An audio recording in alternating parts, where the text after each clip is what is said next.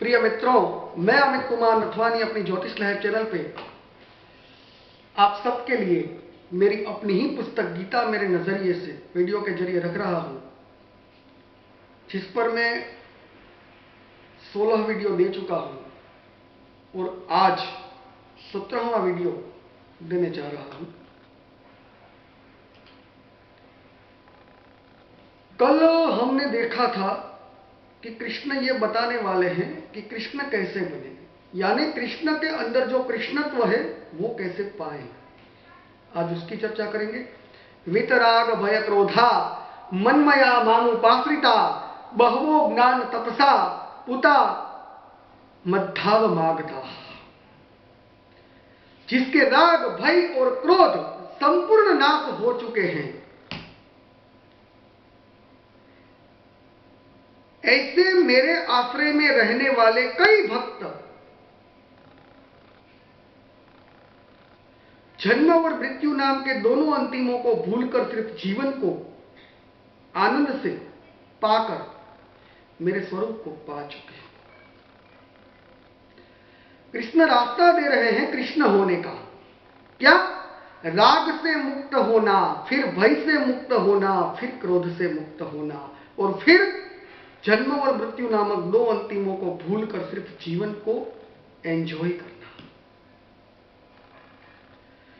कृष्ण कह रहे हैं मेरी तरफ की अगर यात्रा है तो उसका पहला स्टेप है राग मुक्ति। कृष्ण ये नहीं कह रहे हैं मेरी तरफ का पहला स्टेप जो है वो वैराग है। ये बात समझने जैसी है। राग और वैराग एक ही सिक्के की दो बाजू है। मान लो कोई पुरुष ये कहता है कि उसे स्त्रियों के प्रति राग है और कोई अन्य पुरुष ऐसा कहता है कि उसे स्त्रियों के प्रति वैराग है, तो दोनों समान है। क्यों? क्योंकि दोनों की विचारधारा का केंद्र स्त्री है। एक नजदीक जाने के लिए देख रहा है, दूसरा दूर जाने के लिए देख रहा है, लेकिन दोनों की विचारधारा का केंद्र स्त्री ही है। इसीलिए कृष्ण जब जब राग से मुक्त होने के लिए बताते हैं तब तब वैराग की मुक्ति भी अपने आप आ जाती है। कृष्ण कह रहे हैं जीवन एक नाटक है और हर एक को अपने भाग में, अपने नसीब में आए पात्र के प्रति मोह में न जाकर हो सके उतना अच्छी तरह से अभिनय करना चाहिए। और ऐसे भाव को क्या कहते हैं? न राग न वैराग, सिर्फ वितराग। दूसरी बात कही भय से मुक्त होना। जहां राग है वहां भय है और इसीलिए जहां वैराग है वहां भी भय है। भय तो वही नहीं होता है जहां वितराग होता है। रागी को स्त्री पास नहीं आएगी उस बात का भय रहता है, वैरागी को स्त्री पास आ जाएगी इस बात का भय होता है। एक मीठी कथा याद आ गई। एक साधु था, अपने शिष्यों के साथ अलग अलग शहरों में जाता था और जो शहर में वो रुकता था वहां उसके शिष्य अलग अलग विस्तार में जाकर लोगों को उपदेश देते थे और अगर कुछ भिक्षा मिले तो ले आते थे। एक बात थी, साधु और उनके तमाम शिष्य अयाचक थे, यानी वो किसी के पास कुछ मांगते नहीं थे, जो मिले उसे ले लेते थे। अब हुआ ऐसा कि एक बार एक शिष्य गलती से एक वेश्या के घर उपदेश देने जा पहुंचा। वो वेश्या भी बुद्धिशाली थी, विदुषी रही होगी। वेश्या के मन में साधु के साधुत्व की परीक्षा करने का ख्याल आया और वेश्या ने साधु को कहा कि मैं आपको मेरे घर पर 4 महीने तक रुकने का आमंत्रण दे रही हूं। साधु मुश्किल में आ गया। उसने कहा कि इस बारे में मुझे कोई ज्ञान नहीं है, मुझे आप इजाजत दीजिए कि मैं अपने गुरुजी से पूछकर फिर डिसीजन लूं। वेश्या ने कहा कोई बात नहीं। शिष्य गया और गुरु को उस बारे में पूछा तो गुरु ने कहा कि उस वेश्या के आमंत्रण का स्वीकार करने में कोई तकलीफ नहीं है। क्यों? क्योंकि एक वेश्या को अगर ये डर नहीं है कि कोई साधु उसको बदल देगा, तो फिर एक साधु को क्यों डर होना चाहिए कि कोई वेश्या उससे बदल देगी? गुरु की अनुमति लेकर शिष्य दूसरे दिन उस वेश्या के घर गया और वहां पे वो 4 मास रुका, मगर वेश्या कंटाल गई। क्यों? क्योंकि वेश्या जैसे कहती वैसे शिष्य करता, मगर एक पपेट की तरह, एक कठपुतली की तरह। आखिर में वेश्या शिष्य के पग में गिर गई। क्यों? क्योंकि शिष्य ने उसका न स्वीकार किया न धिक्कार किया, और आखिर में शिष्य ने कहा कि वो अपने जीवन को उस वेश्या से ज्यादा महत्व देता है। क्यों? जीवन उसे एक ही बार मिला है और वो उसे अनंतता देना चाहता है। वेश्या समझ गई और बदल गई। वेश्या के जीवन का मार्ग बदल गया और उसने शिष्य को कहा कि वो भी अब साधुत्व के मार्ग पर चलना चाहती है। यही तो है वितराग, जिसमें किसी को स्वीकारने की या धिक्कारने की अपेक्षा नहीं होती। यहां ये साधु वितरागी था। वितरागी को डर नहीं होता कि कोई उसे बदल देगा। उसको तो हर स्थिति प्यारी है, हर स्थिति को वो ईश्वर की कृपा मानता है। तीसरा स्टेप, क्रोध से मुक्त होना। जहां भय नहीं है वहां क्रोध भी नहीं है, क्योंकि क्रोध का उद्गम स्थान भय है। कृष्ण कह रहे हैं क्रोध तभी जाएगा जब भय जाएगा। एक मीठी कथा है। याज्ञवल्क्य नामक एक महान ऋषि हो गए। उनको 2 पत्नियां थी। एक का नाम था मैत्रेयी और दूसरी का नाम था कात्यायनी। याज्ञवल्क्य ऋषि बने उससे पहले की यह बात है। एक बार याज्ञवल्क्य को संन्यास की ओर लगाव जागा और इसीलिए उन्होंने अपनी दोनों पत्नियों को बुलाया और पास बुलाकर अपनी संपत्ति के आधे आधे हिस्से कर दोनों को दे दिया और कहा कि मैं सन्यासी होने के लिए जा रहा हूं। तो मैत्रेयी सामान्य स्त्री थी। उसने कहा ठीक है, जैसी आपकी ख्वाहिश। मगर कात्यायनी बुद्धिमान थी। उसने कहा कि अगर यह धन मुझे देने लायक अमूल्य है तो फिर आप इसका त्याग क्यों कर रहे हैं? और दूसरी बात, अगर यह धन त्याग करने जितना मूल्यहीन है तो फिर उसका बोझ मुझे देने के पीछे का प्रयोजन क्या? समझ गए याज्ञवल्क्य कि कात्यायनी सांसारिक संन्यस्तता धारण करने की बात कर रहे हैं, जिसमें संसार को भोगना और कर्तव्यों को पूरा करने की बात आती है। बाद में याज्ञवल्क्य संसार में रहकर उत्तम सन्यासी जितना ही और शायद तो उससे भी ज्यादा मान को पाए। याज्ञवल्क्य वितराग का अर्थ समझ गए और राग, भय और क्रोध अपने आप अलिप्त हो गए। बाद में क्या स्टेप आया? मेरे में श्रद्धा रखकर जीवन को अनंत देखो। कृष्ण ये नहीं कहते मेरे पर श्रद्धा करो, वो ये कह रहे हैं मेरी विचारधारा पर श्रद्धा करो। फिर कोई तफावत नहीं रहेगा, फिर कोई डिफरेंस नहीं रहेगा आप में और कृष्ण में, फिर कोई नहीं अंतर रहेगा भगवान और भक्त में। कृष्ण भूतकाल को जानकर, भविष्य का सोचकर, वर्तमान को एंजॉय करने की सलाह देकर अर्जुन को इस वर्तमान यानी कि युद्ध को एंजॉय करने की सलाह देने के लिए अग्रसर हो रहे हैं।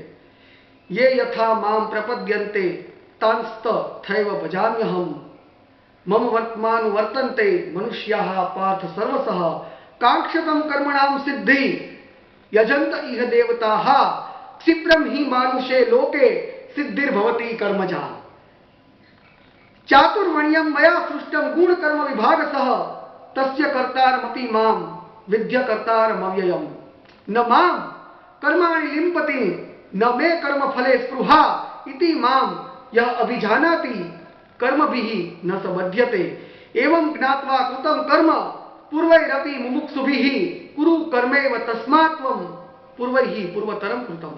हे पार्थ, गुण और कर्म के मुताबिक मैंने 4 वर्णों का सर्जन किया है और उसके अनुसार वह चारों वर्ण कर्म करके कर्म सिद्धि को पाते हैं और आखिर में सब मेरे ही मार्ग का अनुसरण करते होने से मैं ऐसे भाव से भजता हूं, ऐसे भाव से वो मुझे भज रहे हैं, यानी वो कर्म से मुझे भज रहे हैं।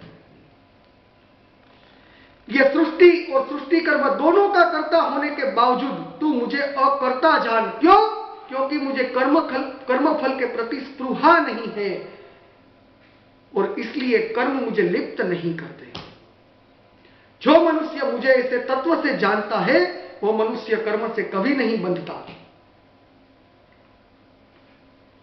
तू भी अपने पूर्वजों की तरह इस बात का अनुसरण कर और फिर कर्म कर। कृष्ण कह रहे गुण और कर्म के ध्यान में रखते हुए मैंने 4 वर्णों का सर्जन किया है और उसके अनुसार कर्म करके वो सारे कर्म सिद्धि को पाते हैं और अंत में वो सारे मेरे ही दिए गए मार्ग का अनुसरण करते हैं। मैं उनको ऐसे भजता हूं जिस भाव से वो मुझे भजते हैं। कृष्ण कह रहे सर्जन और विसर्जन दोनों मेरे हाथ में हैं, मगर संकल्प मनुष्य के हाथ में है और इस संकल्प की क्षमता के अनुसार वो लोग जिस भाव से मुझे भजते हैं उस भाव का स्वीकार करके मैं भी उनको ऐसे ही भजता हूं। जैसा ध्वनि ऐसा प्रतिध्वनि, जैसा आवाज ऐसा ही इको, जैसी प्रार्थना ऐसा ही वरदान। कृष्ण कह रहे हैं मुझे कर्मफल के प्रति स्पृहा नहीं है, इसलिए कर्म मुझे लिप्त नहीं करते। मैं भूतकाल और भविष्यकाल दोनों से अलिप्त हूं। मैं प्रतिपल जीवन को जीने में मानता हूं। मैं भूतकाल की याद और भविष्य का आयोजन दोनों के बारे में सोचता हूं, लेकिन फिर भी मेरे वर्तमान पर भूतकाल की याद और भविष्य का आयोजन कतई बोझ नहीं बनते।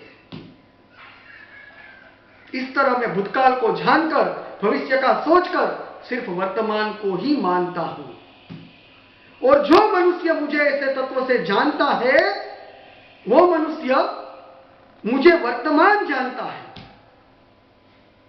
वो कभी भूतकाल और भविष्य काल से बंधता नहीं है, यानी वो कर्म से बंधता नहीं है। क्यों? क्योंकि वो वर्तमान को ही मानता है। वो मनुष्य सिर्फ कर्म को ही मनुष्य के हाथ की बात मानता है और कर्म फल को ईश्वर के हाथ की बात मानता है। इसलिए कर्म उन्हें दुख नहीं दे रहे हैं, इसलिए कर्म उसे बांधते नहीं है। कृष्ण अर्जुन को वर्तमान को मानने की सलाह दे रहे हैं, वर्तमान को एंजॉय करने की सलाह दे रहे हैं। और अर्जुन का वर्तमान क्या है? युद्ध। अर्जुन का भूतकाल उसे इस युद्ध के लिए जिम्मेदार बना चुका है और यह जिम्मेदारी से छटकने से अर्जुन का भविष्यकाल अंधकारमय बनने की ओर जा रहा है। यह बात कृष्ण अर्जुन को यहां पे समझा रहे हैं और इसीलिए कृष्ण अर्जुन को कर्मफल के बारे में चिंता किए बिना कर्म किए जाने की विचारधारा देते हैं, जो हकीकत में सांसारिक संन्यस्तता की विचारधारा है। अर्जुन आज तक 2 ही विचारधाराओं के बारे में सुनता आया है। एक सांसारिक विचारधारा जो कर्म फल की अपेक्षा रखता है और दूसरी संन्यस्त विचारधारा जो कर्म का त्याग करती है। लेकिन यहां पर एक तीसरी विचारधारा कृष्ण ने दी, सांसारिक संन्यस्तता की विचारधारा, यानी कर्म फल की कोई चिंता किए बिना कर्म को कर। यह बात अर्जुन के लिए नहीं है, कृष्ण जानते हैं और इसीलिए कर्म तत्व को सम्यक तरीके से समझाने का प्रयास वो शुरू कर रहे हैं और कर्म बंधन से कैसे मुक्त हो सकते हैं उस बारे में 6 अलग अलग रास्ते दिखाते हैं। किम कर्मेति कवयः अपि अत्र मोहिताः तत्ते कर्म प्रवक्ष्यामि यज ज्ञात्वा मोक्ष्यसे अशुभात्। कर्मणो ह्यपि बौद्धव्यम च विकर्मणः अकर्मणश्च बौद्धव्यम गहना कर्मणो गतिः। कर्म और अकर्म के निर्णय लेने में बुद्धिशाली भी मोहित हो जाते हैं, इसलिए मैं तुझे कर्म तत्व सम्यक तरीके से समझाने के लिए जा रहा हूं, जिसको जानकर तू कर्म बंधन में से मुक्त हो जाएगा और कर्म की गति न्यारी होने से कर्म का, अकर्म का और विकर्म का स्वरूप जानना बहुत आवश्यक है।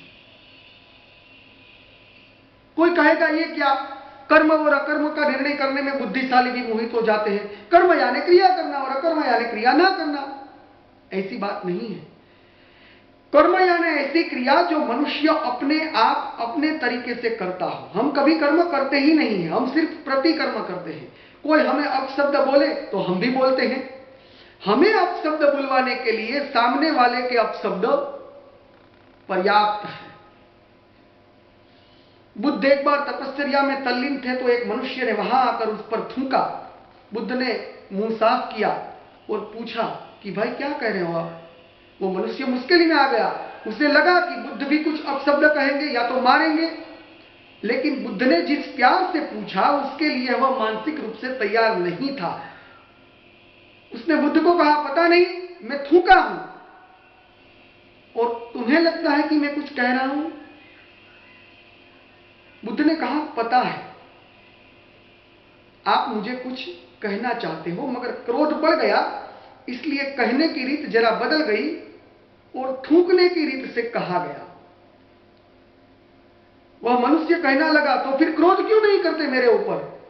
बुद्ध ने कहा कि मैं तुम्हारा गुलाम नहीं कि आप क्रोध करो तो मैं भी क्रोध करूं। वो दूसरे दिन आया और बुद्ध के पांव में बैठकर रोने लगा। बुद्ध ने उस मनुष्य का मुंह साफ करके पूछा, भाई क्या कह रहे हो आप। उस मनुष्य ने कहा, आज तो मैं रो रहा हूं और फिर भी आप पूछ रहे हो कि मैं क्या कह रहा हूं।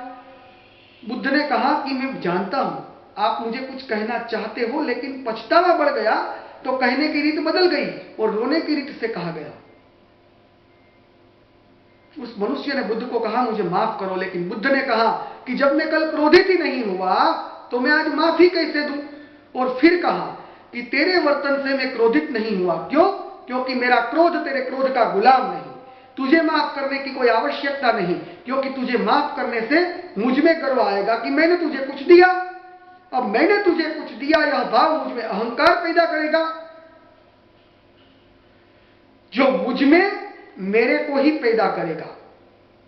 और मेरे में पैदा हुआ मैं तेरे क्रोध का गुलाम होगा। बुद्ध कर्म में मानते हैं, प्रति कर्म में नहीं। हमने कर्म की बात की, अब अकर्म की बात करते हैं।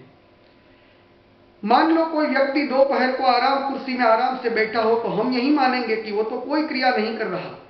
मगर अगर ऐसी कोई शोध हो पाती कि हम उसके मन में चल रहे विचारों को देख पाते तो हमें पता चलता कि उसका मन कितना व्यस्त है। वो न जाने विश्व की सफर करने निकल चुका है। यह अकर्म नहीं है। व्यक्ति के अंदर अकर्म होगा तो वो बाहर कर्म करता होगा, वरना तो वो सिर्फ प्रतिकर्म में व्यस्त होगा। बाहर से अकर्म तो अंदर से कर्म यानी मानसिक अशांति, और अंदर से अकर्म यानी मानसिक शांति तो बाहर से कर्म, वरना सिर्फ प्रतिकर्म यानी गुलामी। और तीसरी बात विकर्म। विकर्म यानी न करने योग्य कर्म यानी प्रतिबंधित कर्म। कृष्ण कर्म और अकर्म के साथ साथ विकर्म को भी उतना ही महत्व देते हैं। क्यों? क्योंकि जीवन में कर्म संबंधित निर्णय मनुष्य को खुद लेने पड़ते हैं और वह निर्णय उसको जिम्मेदार बना देते हैं। कर्म की गति न्यारी है। कृष्ण ने कहा कर्म की गति न्यारी है। यह क्या बात हुई? एक कहानी के जरिए इस बात को समझते हैं। एक छोटा सा गांव था और गांव में कोई कठियारा रहता था। जीवन भर उसने कोई दान नहीं किया था, क्योंकि उसकी आर्थिक परिस्थिति दान करने के लायक ही नहीं थे और वो ऐसे ही वृद्ध हो गया। एक दिन उसने और उसकी पत्नी ने सोचा कि अगर किसी ब्राह्मण को खिलाते हैं तो कुछ तो अच्छा करें। हाँ, लेकिन इसके लिए उन दोनों को उस दिन भूखा रहना पड़ा, ऐसा था। थोड़ा सोचने के बाद उन्होंने डिसाइड किया कि अब जो 11 आएगी उस दिन हम इस गांव के ब्राह्मण को अपने घर खीर पूरी का भोजन करवाएंगे और हम दोनों उस दिन 11 का उपवास रखेंगे। आ गया 11 का दिन। दोनों ने ब्राह्मण को भी घर खाने का आमंत्रण दे दिया और दोनों खीर बनाने के लिए बैठ गए। घर के ओपन ग्राउंड में खीर को चूल्हे पे रखकर दोनों अपने काम में व्यस्त थे। तभी उस वक्त एक समड़ी एक सांप को पकड़कर, कहां से? पूंछ से पकड़कर उड़ती हुई वहां से पसार हुई और उस लटकते हुए सांप के मुख से जहर गिरा जो उस चूल्हे पे रखी खीर में गिरा। दोपहर आई, ब्राह्मण आए, भोजन लिया, लेकिन भोजन लेने के बाद वो विदा हो उससे पहले तो वह ब्राह्मण दुनिया में से ही विदा हो गए। अब ईश्वर के दरबार में कर्मों का हिसाब रखने वाले चित्रगुप्त कसमकस में आ गए कि इस ब्रह्म हत्या का आरोप किसके खाते में डाले। समड़ी के खाते में तो डाला नहीं जाता। क्यों? क्योंकि समड़ी के लिए सांप खुराक है। सांप के ऊपर भी नहीं डाला जा सकता क्योंकि सांप लाचार है। वह कठियारा यानी लकड़ी काटने वाला, और उसकी पत्नी के सर पे भी नहीं यह आरोप डाला जा सकता क्योंकि वो तो अनजान है। तो फिर यह आरोप किसके सर पर डाले? चित्रगुप्त चिंता में पड़ गया और अपनी यह चिंता उस चित्रगुप्त ने महर्षि नारद को बताई। नारद ने कहा, ऐसे तो पता नहीं चलेगा, एक बार उस स्थल पे जाते हैं। कोई विकल्प भी नहीं था। इसलिए चित्रगुप्त और नारद दोनों मनुष्य रूप में उसी गांव में उसी ब्राह्मण के घर के पास आए तो सामने कई लोग खड़े थे और नारद ने वहां हाजिर लोगों को पूछा कि क्या बात है, यहां सब लोग क्यों इकट्ठे हुए हैं। और अचानक ही हाजिर व्यक्तियों में से किसी एक व्यक्ति ने जोर से कहा, हमारे गांव के कठियारे ने हमारे गांव के ब्राह्मण को घर पे खाने के लिए बुलाया और फिर उस भोजन में जहर डालकर उसे मार डाला। नारद ने चित्रगुप्त को कहा, चलो वापिस चलते हैं। चित्रगुप्त समझा नहीं, लेकिन नारद की बात थी, चलना पड़ा क्योंकि नारद की बात को रद्द तो किया नहीं जा सकता था। वापिस जाने के बाद नारद ने कहा कि इस ब्रह्म हत्या का आरोप उस मनुष्य के खाते में डालो जिसने बिना कुछ जाने उस कठियारा को दोषी बना दिया। कर्म की गति मनुष्य को कब, कहां से और कैसे बांध लेगी, यह बात जाननी बड़ी कठिन है और इसीलिए कृष्ण कहते हैं कर्म की गति न्यारी है। कर्म बंधन में से मुक्त कैसे हो, 6 अलग अलग तरीके कृष्ण समझाने वाले हैं, जिसकी चर्चा हम अगले वीडियो में करेंगे। जय श्री कृष्ण।